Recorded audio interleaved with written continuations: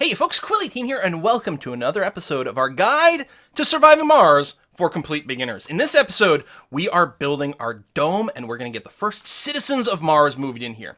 I'm going to be running the game on fastest speed as much as possible here, because I do want this to get constructed, and it'll take a while to get everything over there. Notice our poor little drones. They have a long way to go to get there. We will improve that in the not-too-distant future.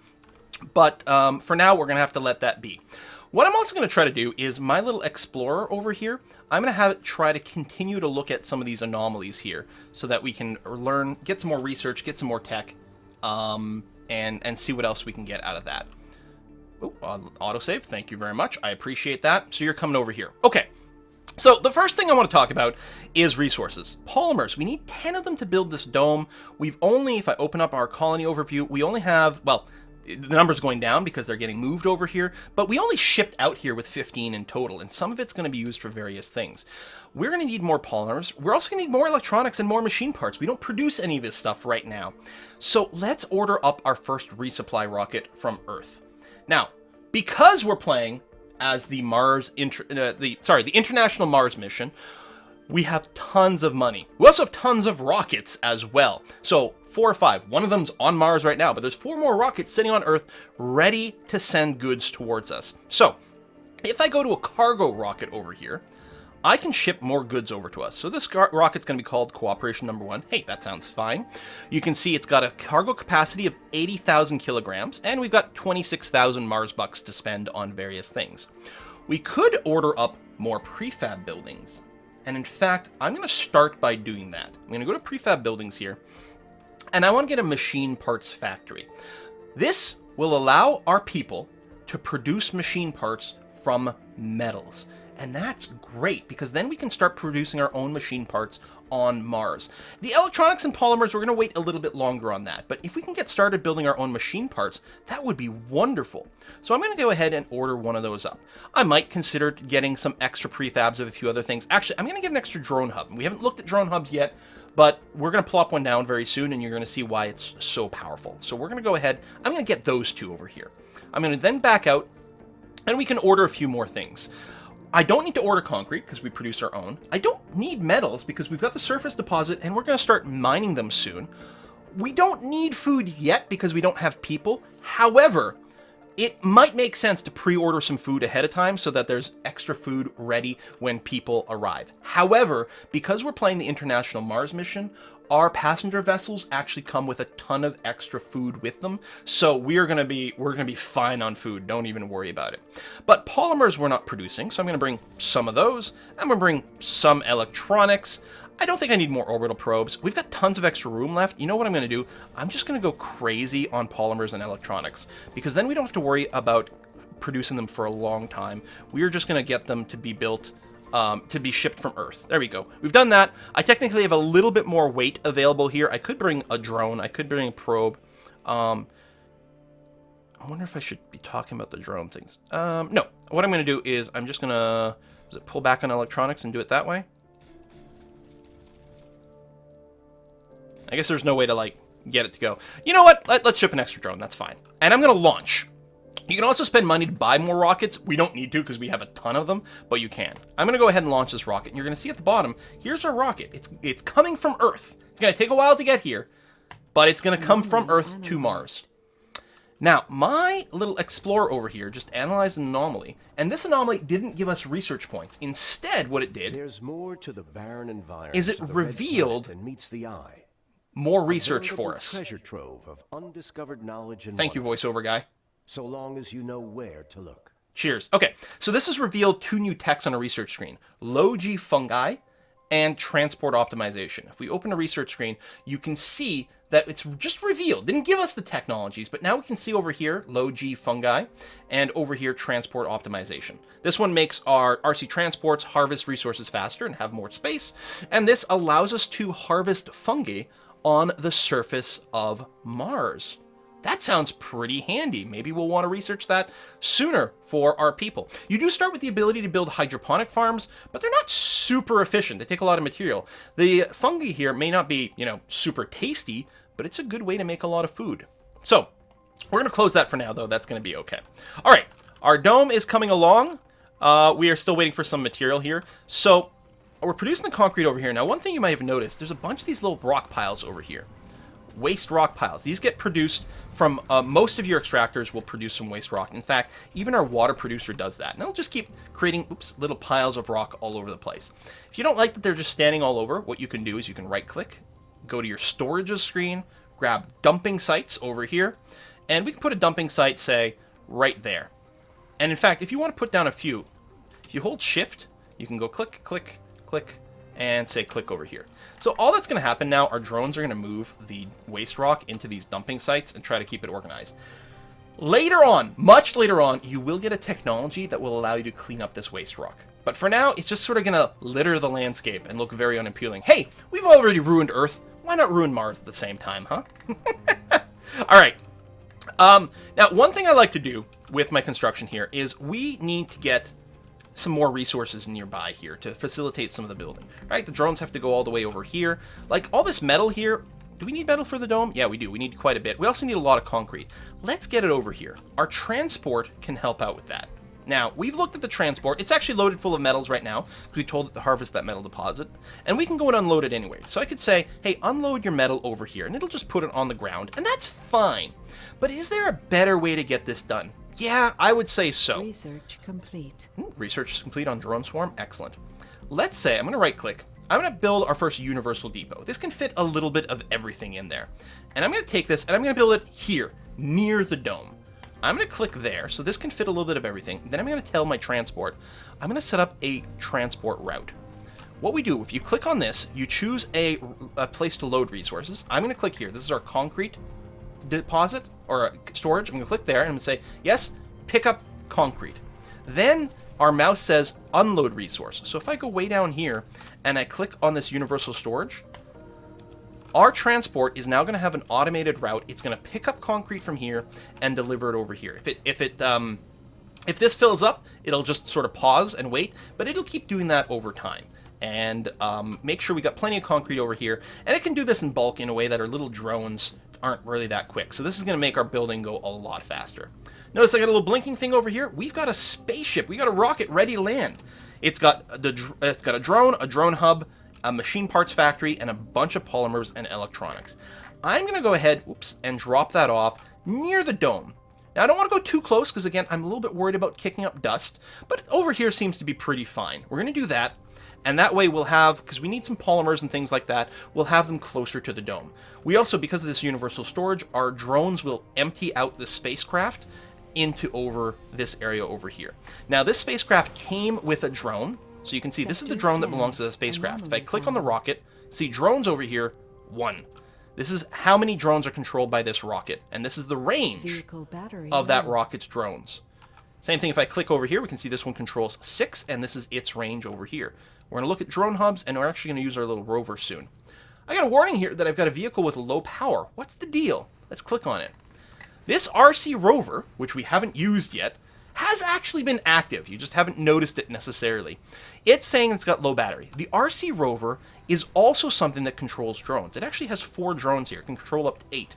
So, and it has a fairly small radius. This is a very small area for it to work compared to the spaceships, which are a lot larger. But the big thing with the rover is you can move it. You can see the little tag here. These are the drones that this rover controls. Let's say I move the rover to over here. So it's going to collect its drones. Actually, before we do that, we're going to recharge it. To recharge it, just click on a power cable. There we go. It is now recharging. Charging a battery from power grid. As long as you're actually sitting on a cable, your rovers will automatically be charging themselves, which is great. So you're filling yourself up over here, so you're not going to run out of juice. Because while your drones are moving around, you're controlling them. Your drones also recharge themselves from this rover, if they're being controlled by this. The ones controlled by the shuttle charge themselves by the shuttle. And actually, that one with the yellow blinking light, that was a drone going in there to recharge. Anytime you see a drone with sort of a yellow flashing thing, it needs to be charged up. So you're fully charged. So what I'm going to do is I'm going to move you over here so that your radius covers the spaceship and the storage over here and the dome. So that means the drones from this rover can now work to unload stuff over here, can load things here, and can help build. So that's why the radius is so important. Now, at some point, these shuttles are going to be lifted off. You can see this Quill rocket here is refueling. It's at 42 of 60 fuel. Because we are the International Mars mission, our rockets refuel themselves very, very, very, very slowly, but they do it. They have an onboard thing to convert, I don't know, groundwater into hydrogen or something like that. So they slowly refuel themselves. Most of the sponsors don't have this ability, and you're going to have to build your own fuel processing plant on the surface to be able to send your ships back. But when this is full, this can be launched and returned to Earth so that we can then transport more and more goods. So two things will happen at that point. One, the drones that are part of the ship will actually stay behind. And two, you're no longer going to have this radius. You're no longer going to have this drone controller over here. Once these rockets go away, other than an RC rover, we're not going to have any ability to have drones. And we need drones. They're the backbone of our colony. So how do we have more drones? How do we have them operational? Well, if we right click and we go to the infrastructure category, the first one on the left, we've got drone hubs. These are buildings that control drones. They come with some drones and they control it. And they have a very large area just like the rocket. So let's say we put a drone hub, I'm going to put it on the other side, a little further away from the water extractor to minimize dust. Let's say I put it right over here. This area will cover our entire current base. So I'm going to drop a drone hub over there. It's a prefab, so it'll build very quickly. As soon as the drone comes over, bam. And this building starts off by controlling 6 drones over here. So we have more drones active, and this whole area will be covered up, which is great. And you're going to want to have these drone hubs produce everything for your base. Have an oxygen shortage. Our first drone was dome was constructed. We have a power shortage. It's letting us know that this dome doesn't have anything, which is normally very bad because it means your people are dying. But we're going to be okay because there's no people there yet. So I'm going to go to life support, grab pipes. I'm going to make sure this pipe actually connects to my dome. I'm then going to go into my power. I'm going to click power cables, and I'm going to do this over here. If you, like me, like hotkeys, you should know that you can, by default, the C key is for power cables, and the V key is for pipes over here. C and V, they're right next to each other. So now our dome, no longer any complaints. We've got this milestone. By the way, if you click on this, you have this milestone screen over here that you can access with this button right here to see everything you've accomplished. And you get points for doing various things, and your points that you get modified by your difficulty bonus. None of this means anything, unless you're the sort of person that cares about points, in which case it means everything. But this is just a cool little way to keep track of all the cool things that you've done so far. So, we've got our dome now. It's got a name. It was called Henderson Dome 1. We're going to call this dome Belgium, just because. There we go. Belgium is the name of this dome over here. But it has no buildings yet. Now, people could technically go in here and be homeless and jobless and not get anything done and generally be very, very miserable. But let's try to avoid that. So, let's populate this and get ready to bring some people over. So if I right-click, and we've got a variety of... Anomaly found. Oh, thank you. Anomaly is good. We've got a variety of dome buildings. Here's the actual domes, and then we've got a variety of dome buildings. In addition to that, in the life support tab, there's actually some things you build in the domes as well. For example, the hydroponic farms don't get built outside. They get built in the dome. So we can make some food that way. I wonder if we're going to do the hydroponics. I'm going to queue up the low-G fungi, but I guess we will do some hydroponics early on. That's going to be okay. The fungi will probably be better, though. So, our people in here, they need somewhere to live. So if we right-click and we go to this category here, Homes, Education, and Research, you can see we've got living quarters over here. These living quarters take 10 concrete to build, they consume 1 power, and they've got room for 14 people. Sounds good. Now, the dome is constructed in these sort of wedges over here. Again, this is the smallest dome, and we've got our buildings here. You can see it fits in the wedge there. Over here, I'd have to middle-click to rotate it to get it to fit, you know, and so on and so forth. So you can put it anywhere. I'm going to put right at the top here. Seems good. There's our living quarters. They're going to get built. And we're going to need food, so I'm going to right-click again. I'm going to go to life support, and I'm going to get a hydroponics farm. Hydroponic farms do take a fair amount of power, but, you know, they'll get the job done early on. So we're going to click on this, and this building is small. You can see it doesn't take up a full wedge. So I could say put it over here. Just tuck it into the corner. Actually, I'm going to tuck it a little further back. Right there, hydroponics farm. What else might we want? Technically, at this point, people could certainly live. Some will work in the hydroponics farm, and that's about it. Some will work at the mine. Actually, let's go and get that going right away. So we've got the metal extractor here. Up to 12 people can work here across all the shifts. We might not run a night shift. People, and this does create dust, so I'll put it a little further away from the dome here. And we'll have to run some power over there, so I'm going to hit the C key for my shortcut key. I'll run some power out there. And why don't we go ahead and get a metal depot right over here. Here, I'll put it at a nice little angle like that, and we'll put a dumping site for the waste rocks over there as well. Okay, so that's going to be well set up. So night shifts, people don't like working at night, so we'll probably only run 1, maybe 2 shifts over there. So we'll say maybe 8 people will work here. That's fine. We could actually work up to 3 people per shift in the hydroponics farm, but unlike other buildings, you only work 1 shift. So that's 3. So we could actually have a few more jobs over here. What can we do? Well, first of all, people get pretty unhappy if they eat sort of just raw food that they had to pick up directly from the hydroponics farm. So we're going to go to the Dome Services tab over here, and we're going to build ourselves a grocer. Grocer distributes hot meals and fresh produce, and it satisfies people's food need and shopping need. Your people like to shop. So we'll build a grocer. That's another tiny little building here. So we're going to go ahead and rotate it and put it over there. Nice. What else might people want? Well, one nice thing to do is some decorations. For example, we could build a variety of gardens. We've got this small garden over here, and what's great about it, it's just 1 hex. And if we can put it right here, that's going to leave another sort of 3 hex area here for another one of these small buildings. Now we have a little small garden for people to experience. Hey, this is sounding very nice. You can see this building is complaining, I don't have any workers. Yep, no, I agree. You wouldn't have any workers right now. Are we ready to get some people? We've got a bit of a power shortage going on right now. We've added certainly a lot more. It is nighttime, so our solar panels aren't working, but we don't have that much battery. We could open the Stirling generators. Now, running out of power when you've got people here is very bad, because no power means your oxygen generators don't work. Also, the dome starts to get very, very, very cold. So let's make sure we've got plenty of power before we keep going. I'm going to go, and I'm going to produce... What I'm going to do is I'm going to get another solar panel. I'm going to build another large one. I'll build it over here because, I don't know, my power's here. And I'm going to add 1 extra wind turbine. Now, remember, we can still open our Stirling generators here for more juice as well. But I'm going to get one of those 2, or one of each of these, and call that good enough. And then, yeah, the Stirling generator. Oh! Our first rocket is ready to depart. This rocket is fully fueled. It's completely empty. Let's go ahead and launch it. Send it back to Earth over here, so that we can see, or so we can do that, and then we can reuse it. Fast forward a little bit more. Oh, there was a drone leaving. Oh, something being loaded on there? Oh, no, I think there's still some drones that are simply recharging from this rocket.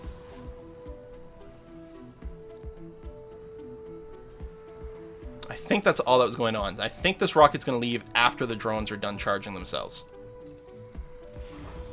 Yeah, there it goes leaving. There we go. Okay. So you're going to leave. Woo! Normal speed. Oh my god. And yeah, look how much dust is being shot up over here.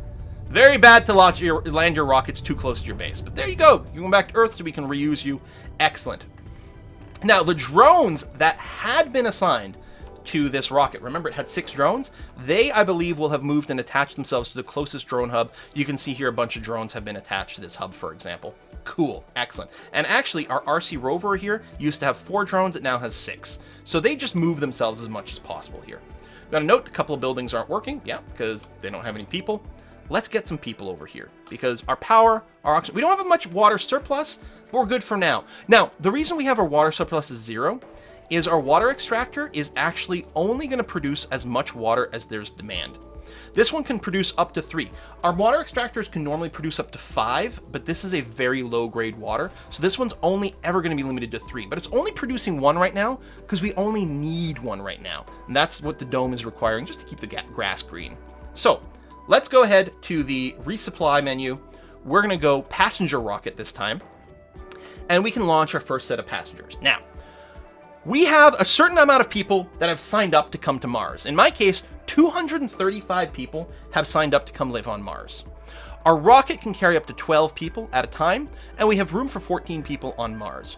We also have a variety of different categories here, and we can use that to tune who gets to come. For example, under age group here, we have thumbs down children and seniors.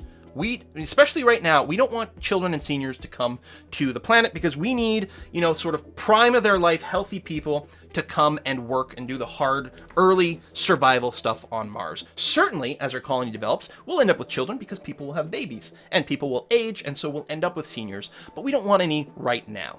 So that sounds good. What we could also do is we could thumbs it up. We could say, you know what, I would really prefer young people, youths, because, you know, they'll have the most energy and can live the longest and something like that. So by thumbsing up, we're not saying we won't accept adults or middle age. It's that we will prefer the youths over here. You can see the matching colonist number.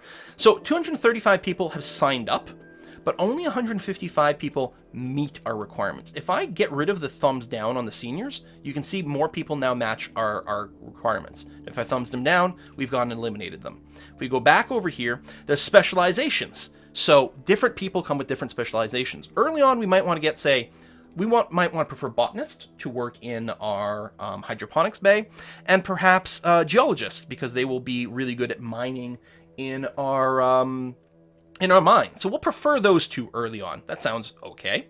But again, it doesn't say we don't allow anyone else. We just prefer these.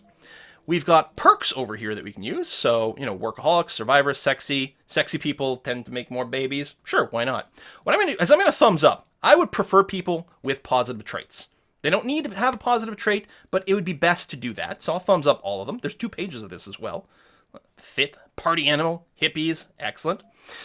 We've got flaws over here. So these are bad traits. Some of them are really bad. They start off being downvoted. We could downvote all of them right away. Tell you what, I'll leave it on. I'm not going to prevent gluttons from coming over here. But I definitely don't want anyone with a chronic condition, because they're going to have too much of a bad time right now. And we've also got some quirks here. We have thumbs down tourists. Tourists don't really do anything for us, but, you know, they could visit us later on. And we're going to allow gurus and vegans. I think all the food we grow on Mars is actually going to be vegan, so it's kind of a moot point. Anyway, so we're going to have a full rocket regardless. So I'm going to go ahead and launch this. Boom! And there we go. If you didn't have enough room on Mars for everyone, you would get a warning pop-up to say, hey, you've only got living space for this many, and you've got this many on the rocket. Do you want to launch it as is? Do you only want to launch it with the amount of people you have room for? Or do you want to change your mind? Because you might be in the middle of building some new apartments, and you're like, no, it's fine. Just send them anyway. It'll be ready by the time they get there. So this rocket, this is the one we left. It's traveling to Earth. This is the one with passengers that's coming to us. Now, it's got 12 passengers on it and 120 food.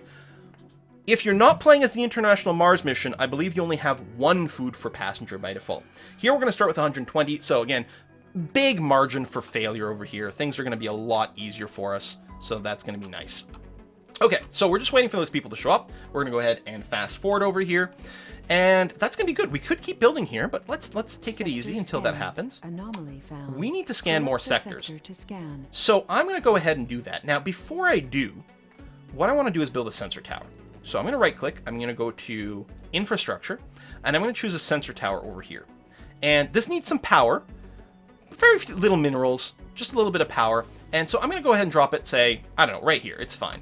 And I'm going to wait for that to get built, and then we're going to assign some new sectors to get scanned. So my drones are going to go over there. They're getting set up. Come on, dronies. There you go. Thank you very much. Excellent. So sensor tower is a go. So if we go to scan sectors, there's going to be a new information on the tooltip over here. You see how it's got sensor tower boost listed of 10%? Every sensor tower you build on Mars increases the speed that you scan a sector by 10%. In addition to that, though, sectors that are near the tower, look at this, 126%, 285%, 321%. Sectors that are near the towers scan much, much, much faster. So they are awesome to do that. So we're going to focus on scanning those. We're going to rip through them really fast. We also have a bunch of anomalies. All these yellow spots are anomalies. So I'm going to get the RC Explorer over here, and I'm going to get you to do a new anomaly. Anything that's got the beaker is free science points. The eyeballs give you breakthroughs, generally speaking. Although not always. Sometimes they lead to one of the mysteries. And the keys give you... they unlock new technologies like in the list, so you can predict a little bit more what's going on. I think the eyeballs are usually breakthroughs, which are special techs that don't follow the same rules as everything else. We still have a little bit of a power shortage at night, but we do have power accumulated in our batteries here. We might want to build a second battery, and I suspect that actually might be it. And again, the other thing we might want to do is pop open the Stirling generators. I'm going to do that now. I'm going to pop open both Stirling generators so we have lots and lots of power, so we don't have to be afraid of that. And again, we actually could produce up to 2 more water, so we have a real surplus there. We don't have a ton of surplus oxygen, and it might be a good idea to build a second Moxie, just in case weird things happen. We do have a storage for it. The anomaly turned out Oh. to be one of the most well-preserved Oh. asteroid impacts in our area. No geologist could ever put a price on it. This asteroid is going to give us 800 Mars bucks in funding and 3,000 science instantly. So we're going to finish a couple of... Well, we finished low G fungi right away. Ooh, soil adaptation. This is proper farming. It's a lot better than hydroponics over here. We could go with that. Water reclamation. You know what? I'm going to get this because it's a spire building, and I want to talk about spire buildings. What else we got? Oh, this is very good. The Explorer AI. Each RC Explorer vehicle you have will give you 100 free science. So we have one, so that would be an extra 100 science, which is a lot. We do 300 right now, so that would be 400 all of a sudden. Really good. I'm going to queue that up. And I think it's possible the extra science we might have lost from that event. I think so. It's very important to keep queuing up stuff. So if you do get something that gives you bonus science, it doesn't go to waste. Here's apartment buildings. They fit a lot more colonists inside of them than the regular housing. They're not as comfortable, but you know, comfort is a secondary importance on Mars, right? Let's see. We got our Explorer over here. Battery's starting to get a little low on the Explorer. So what I'm going to do is I'm going to send it here to charge. I'm just going to click on the power cable so it charges itself up, and then I'm going to send it out to some more anomalies. That's going to be okay. Our people are still waiting to come to Mars. That's fine. Oh, we got a beaker over here with some extra science, which is going to be lovely. That RC rover is just over here. We don't technically need it here because we do have the drone hub. But if they've got these drones, if they've got something to do, they'll go to work, so that's okay. More sector scan. We found some more water there, which is lovely. All right. So we'll get that done. Now, let's say you want to expand. Let's say we decided to go over here because there's more metal over here. And we're like, I would really like to get over here with another dome. You could stretch a power cable all the way from here to there. You could stretch the water pipes all the way from here to there. Or, I mean, you could start a completely separate base, effectively. You know, its own power, its own water. But it probably makes sense for all your power and water to be connected together so that you can share overflows and balance things out. But these long power cables would be prone to things going badly. Power cables and pipes need maintenance. The more power cables and pipes you have, the more they're going to get little random breakdowns, and that can be bad. The way to connect really distant areas that's really good are these tunnels. Now, they're fairly expensive to build. 80 concrete, 20 metal, 30 machine parts. But you can build a tunnel here and then build the other end over here. And the thing with tunnels is that they connect water and power over long distances. And your vehicles can go through. Oh, there you go. There's a cable fault over here. Scanned. See this little sparking cable? Let's go to normal speed here. This little sparking cable. It is currently costing us 3.8 power each hour.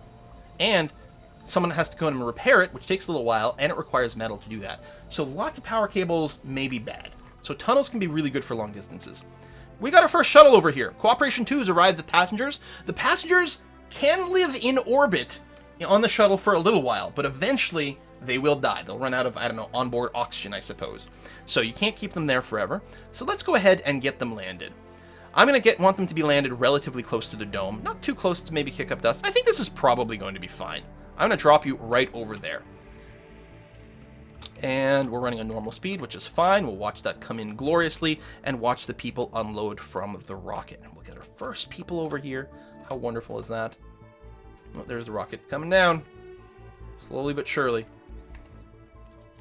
Excellent. How are you doing? You still have polymers and electronics over here.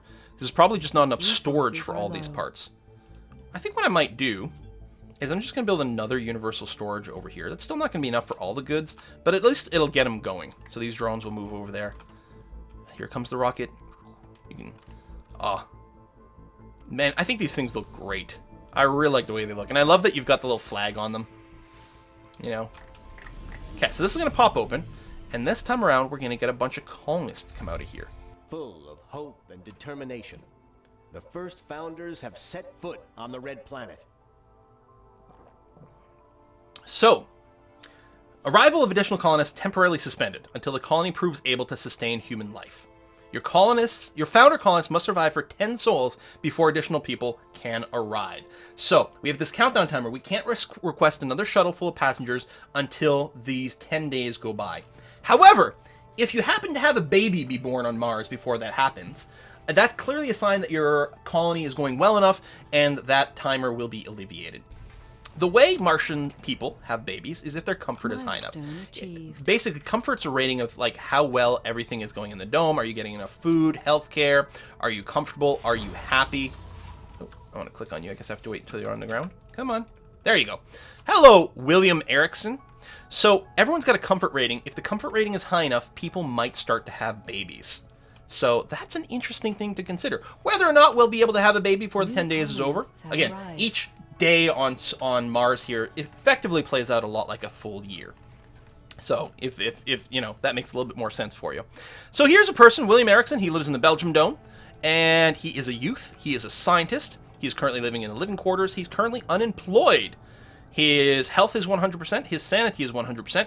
His comfort is 50, which is fine, but could be better. And his morale is 54. He's getting a bonus to his morale because he's healthy and sane. And he's got some traits. I think, hold on, was that you over here? No, that's Big Woo. Well, I don't know. But Kushi Patel over here is an enthusiast. She's a founder. So all of our 12 first people are all founders over here. In addition to that, she's an enthusiast, so she performs better when she's got high morale. She's a gambler. She likes to go visit casinos. So she plus gambling, so she has more of a gambling need than the average person, and there's special things that can happen there when she's gambling. She's also a nerd.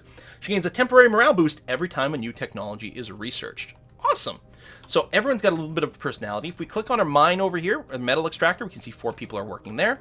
If we click on our hydroponics farm, you can see 3 people are working there. If I click on the dome, I can get a countdown. Hey, there are 3 unemployed people here, and we've got room for 2 more people.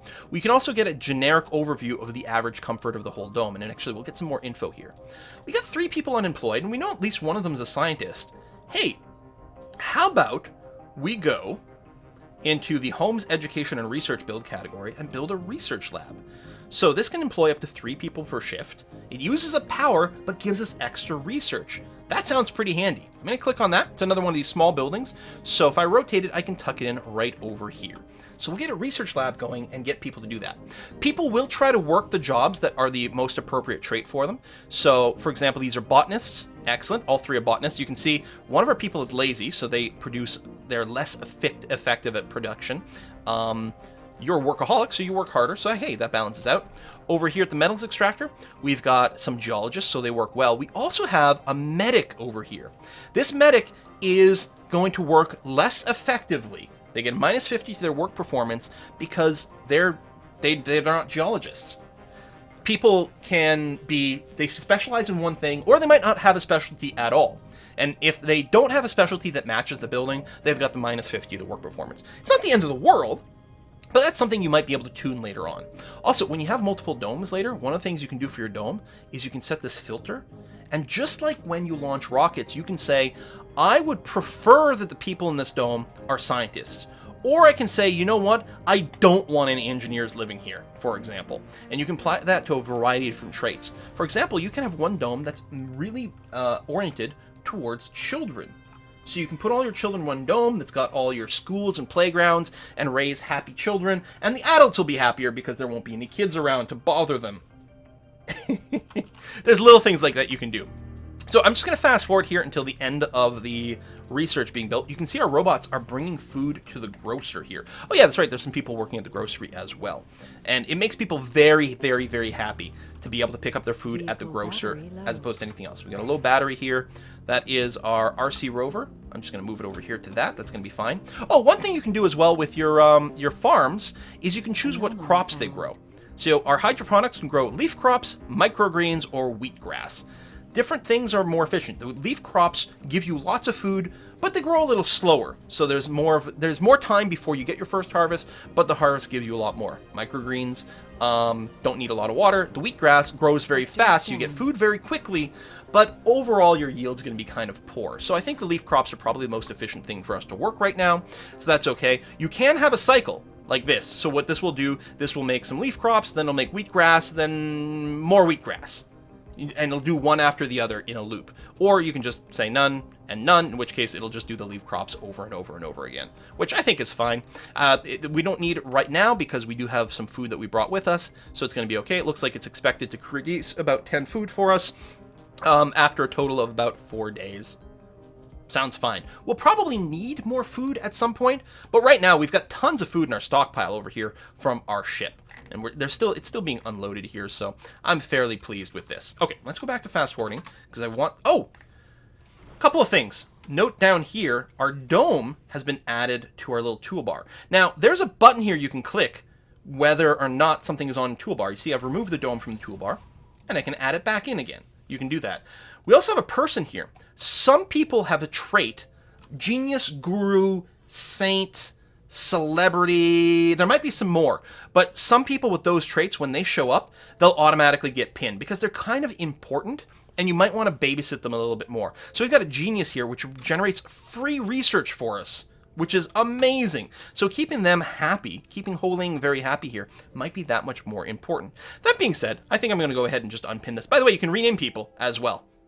So I'm going to unpin it and do that. Your drone hubs also get pinned by default, which may be nice, maybe something you don't care about. I'm going to leave him in there for now. That's going to be fine. If I click on the dome, we can see we no longer have any unemployed people, and we don't have any empty work slots.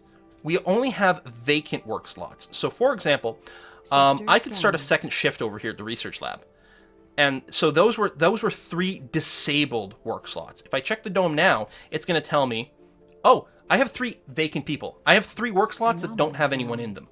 If I close this, I no longer have work slots without people in them. So it just tells me, hey, you have 15 that are disabled. So you can tune in. You've got room for 2 people, and you could, if you wanted, have more workers going on by doing that. But right now we have exactly 12 jobs for exactly 12 people. That worked out very, very nicely, actually. If we check our science screen, you can see we're getting more scientists. So we've got the 300 from our sponsor.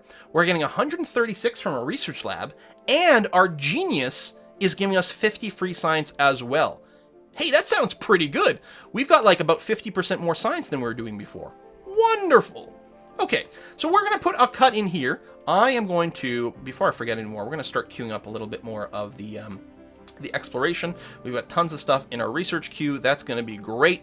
Next episode, we are going to continue to grow our base here. We're going to look a little bit more at the comfort of our people. As soon as they start complaining about some things, we're going to look at how we might deal with that.